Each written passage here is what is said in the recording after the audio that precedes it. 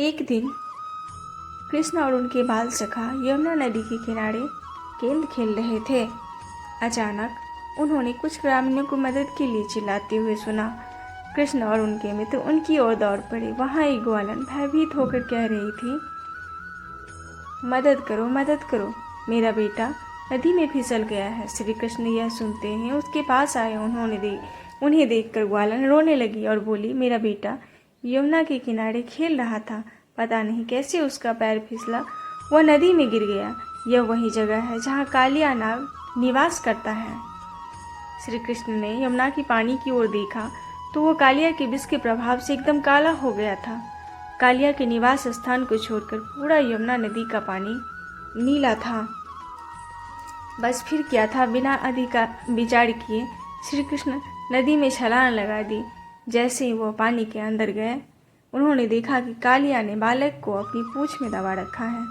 कृष्ण ने कालिया को चेतावनी दी, उसे छोड़ दो कालिया, बच्चे को नुकसान पहुंचाने का कोई अर्थ नहीं है, मैं तुम्हें सबक सिखाने के लिए आया हूँ। कालिया नाग ने कृष्ण का उपहास करते हुए कहा, हाँ हाँ हाँ, आप मुझे सबक सिखाने के लिए आए हैं, ठीक है, देखते हैं। यह कहकर उसने लड़की को मुक्त कर दिया। अब कालिया और कृष्ण के बीच युद्ध शुरू हो गया। गोकुल के लोगों ने जब यह समाचार सुना तो तुरंत नंद और यशोदा मैया सहित सभी यमुना की ओर दौड़ पड़े।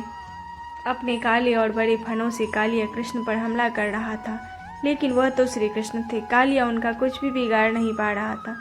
कुछ समय तक ऐसा ही चलता रहा। फिर कालिया ने अपने विशाल शरीर से कृष्ण को पकड़ लिया, लेकिन उन्होंने अपने शरीर का विस्तार कर लिया, सहजता से खुद को छुड़ा लिया। अब श्री कृष्ण ने कालिया की पूंछ पकड़ी और कूदकर उनके सिर पर जा कर खड़े हो गए। कृष्ण ने पूरे ब्रह्मांड का भार अपने ऊपर लिया और कालिया के सभी सिरों को अपने पैर से जोर जोर से पीटने लगे ताकि उनके अंदर का सारा विष बाहर निकल जाए। श्री कृष्ण अपने हाथ में बांसुरी लेकर कालिया के सिर पर नृत्य करने लगे। कालिया के सिर पर नृत्य करते हुए कृष्ण धीरे धीरे यमुना के पानी के सतह पर आ गए। उन्हें सुरक्षित देखकर सारे गोकुलवासी खुशी से झूम उठे। फनों पर कृष्ण के लगातार वार से कालिया के मुख से रक्त प्रवाह शुरू हो गया, धीरे धीरे मरने लगा। लेकिन तभी कालिया की पत्नी प्रकट हुई और हाथ जोड़कर श्री कृष्ण से प्रार्थना करने लगी और अपने पति के जीवन के लिए दया मांगने लगी। कालिया भगवान श्री कृष्ण को पहचान गया और उसने उनके सामने आत्मसमर्पण करते हुए यह वचन दिया कि अब वह किसी को परेशान नहीं करेगा। कृष्ण ने कालिया को यमुना छोड़कर रमणक द्वीप लौट जाने के लिए कहा और उससे वचन दिया कि गरुड़ द्वारा परेशान नहीं किया जाएगा। कालिया के सिर पर नृत्य करके श्री कृष्ण ने उनका